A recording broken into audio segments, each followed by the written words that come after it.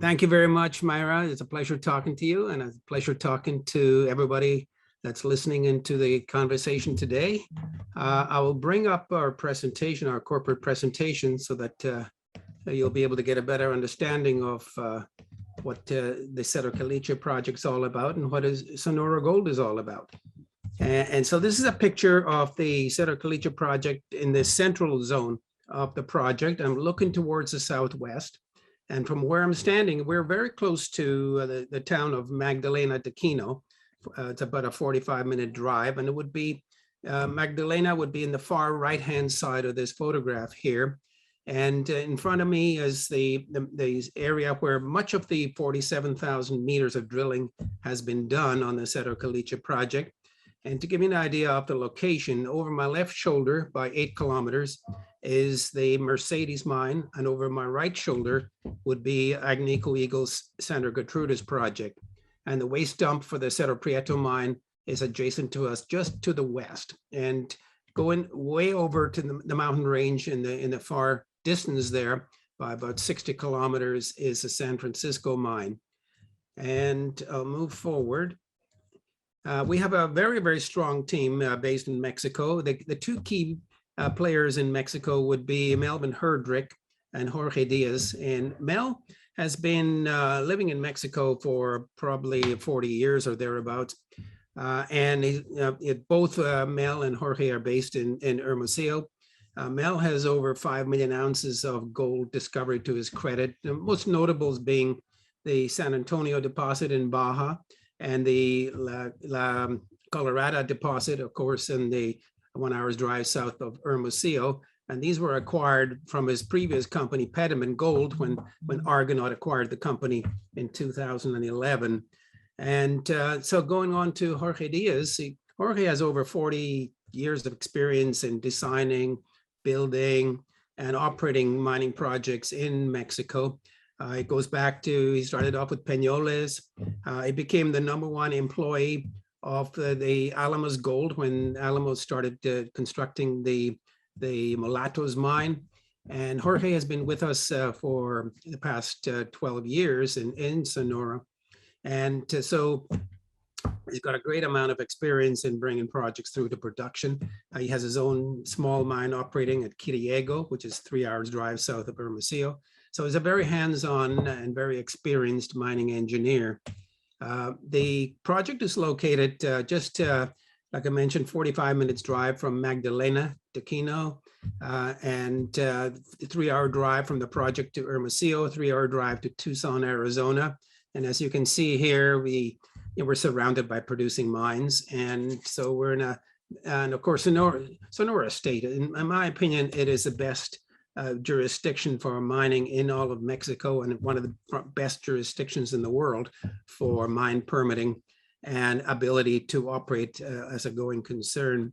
This particular slide was taken back in a year and a half ago when we had a drone looking over the property and taking pictures. The area that we have been focusing on over the past 3 years since we acquired the project is where I'm circling just now with the cursor. The Haponesa Zone was the original site of the 43-101 technical report that was produced in July 2019 and which showed 200,000 ounces. And that was based on effectively 11.7 million tons and over 22,000 meters of drilling. Now, since that time, we've expanded the drilling to 47,500 meters, mostly in this zone, but we've also expanded the drilling into the zone to the north, all the way from the left side of the screen at Abejas through Veta de Oro, through Rincon. That's a 3 kilometer strike length for this new zone here. And we have been drilling and have been doing some additional surface work in the area between Rincon and Cerro Caliche Peak, which is a rhyolite dome.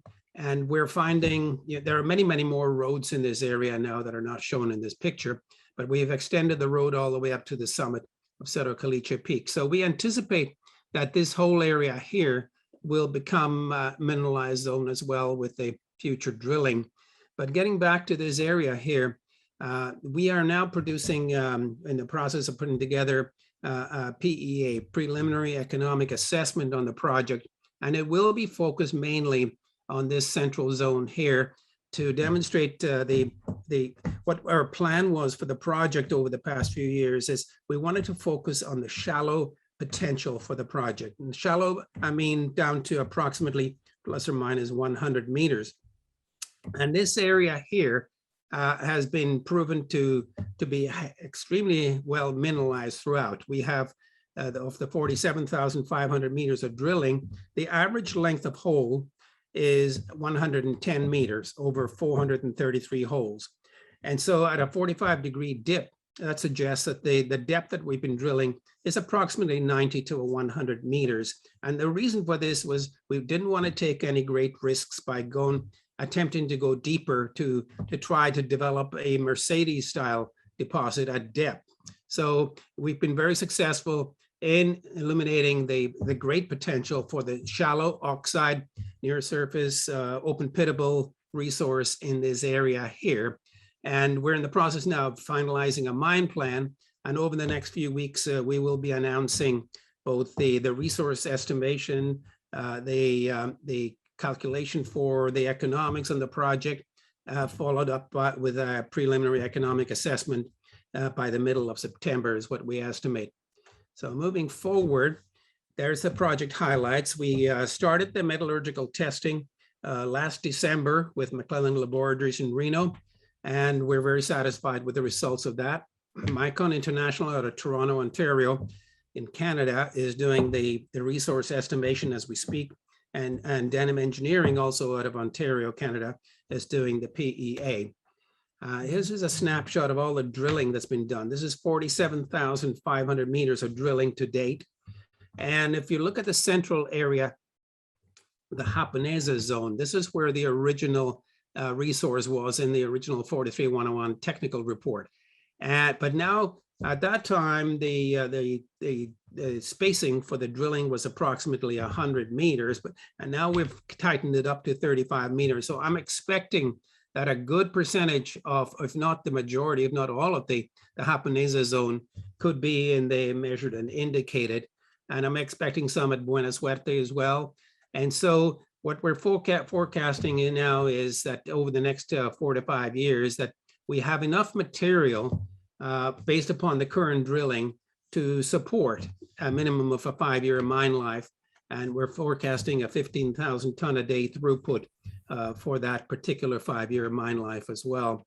And over the coming weeks, as we wait for the PEA to come out, we will be working on planning for the next phase of drilling, which we expect will be in the southern part of Buena Suerte and El Colorado.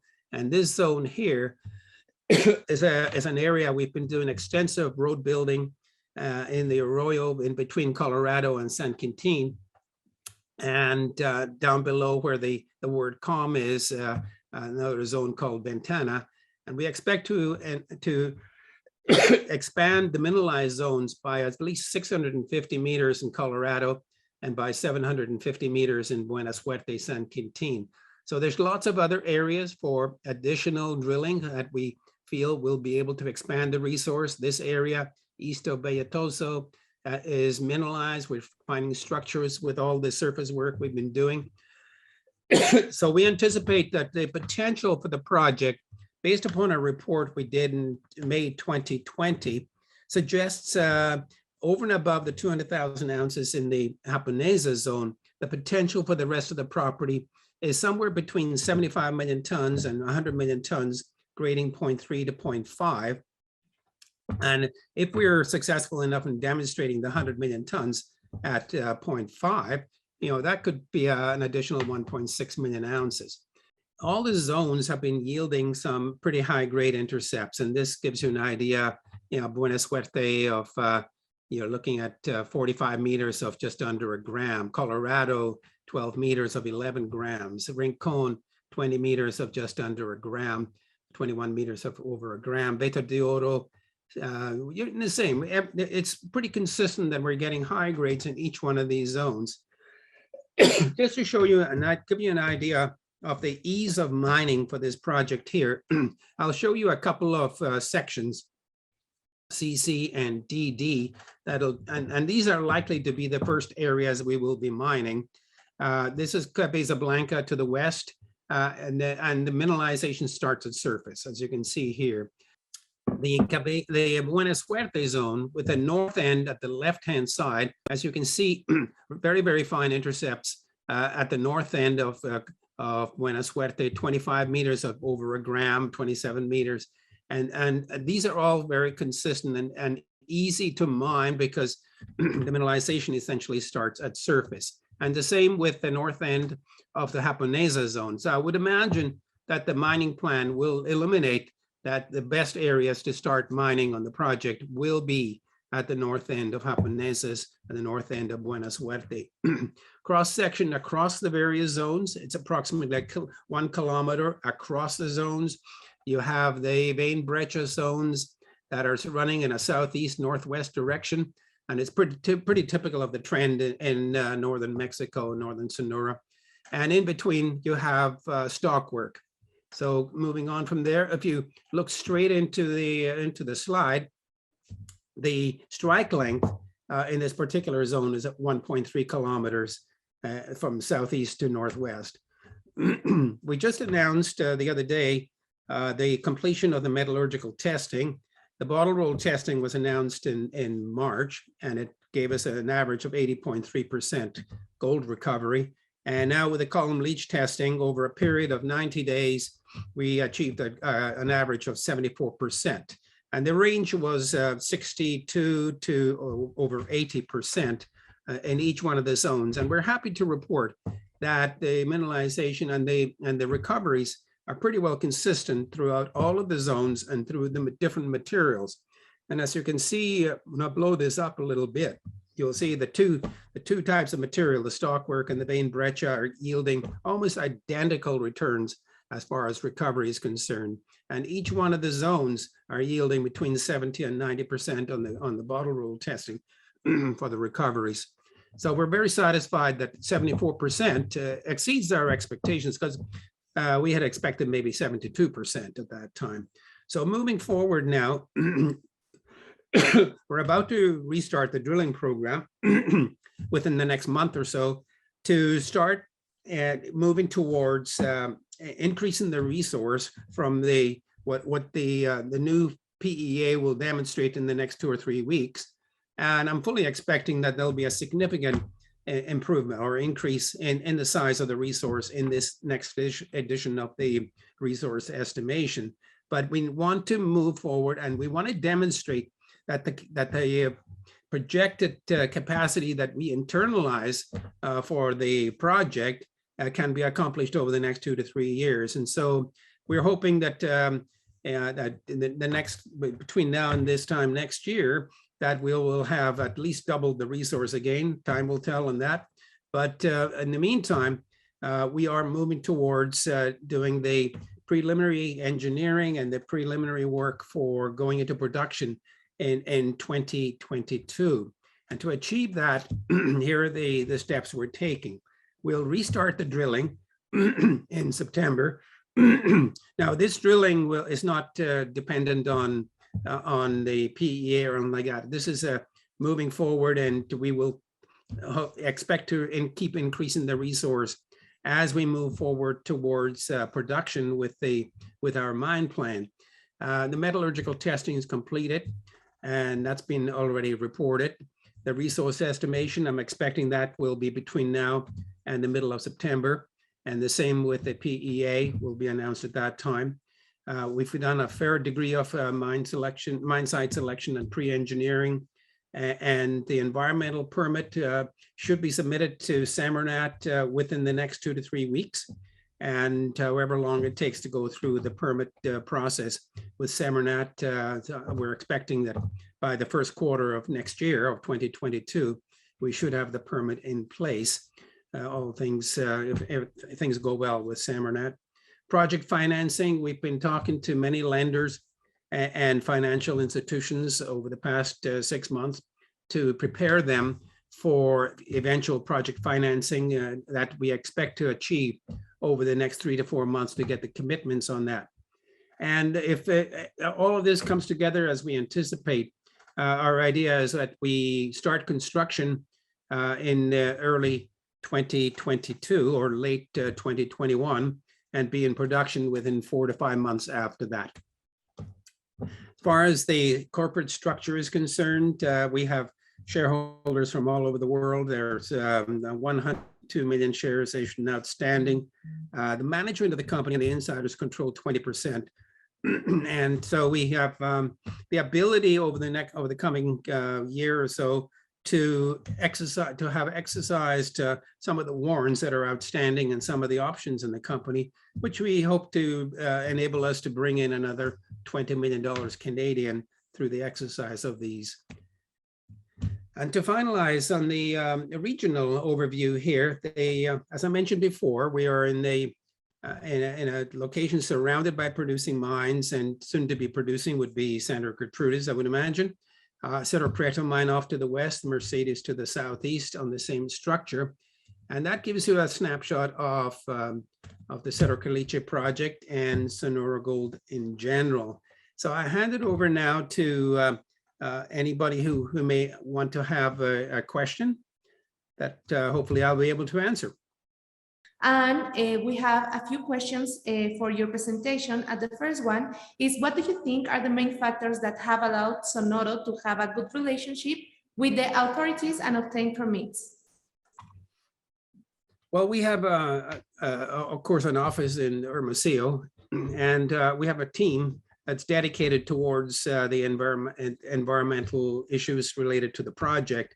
And so we keep in constant touch with the folks in the Hermosillo office of SEMARNAT, and we have demonstrated over the past 3 years that our commitment to environmental success and environmental compliance through our drilling program, and we expect to continue that good relationship with SEMARNAT as we go towards production. And then in the meantime, the other important aspect is, of course, a relationship with a rancher that owns the surface rights to the property. And we had a very, very close relationship with the rancher.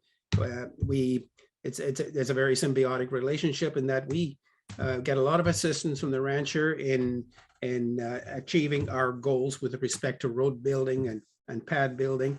And we in turn assist the rancher in maintaining roads and making sure that, excuse me, that the cattle are properly taken care of, that the fences are kept in good condition. And so it's been a very, very successful relationship. And I expect that to continue going forward.